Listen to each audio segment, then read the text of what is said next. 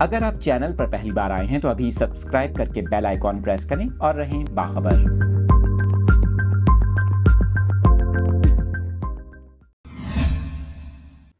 اس اہم خبر سے متعلق تفصیلات آپ کے ساتھ شیئر کر رہے ہیں۔ کراچی سے چلنے والی ایک اور ٹرین حادثے کا شکار ہو گئی۔ ریلوے انتظامیہ کی جانب سے بتایا گیا ہے کہ کراچی سے لاہور آنے والی قراقرم ایکسپریس کو گوجرا اسٹیشن کے قریب حادثہ پیش آیا۔ حادثہ ایمرجنسی بریک لگانے سے کلپنگ ٹوٹنے کی وجہ سے پیش آیا۔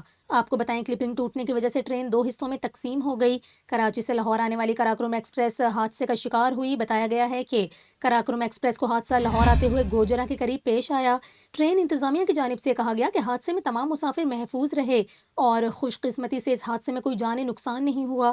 ریلوے انتظامیہ کا یہ بھی کہنا ہے کہ ٹرین کی ضروری مرمت کے بعد مسافروں کو لاہور روانہ کر دیا گیا۔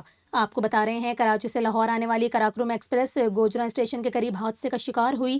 ٹرین انتظامیہ کا یہ کہنا ہے کہ حادثے میں خوش قسمتی سے کوئی جانی نقصان نہیں ہوا، تمام مسافر محفوظ رہے۔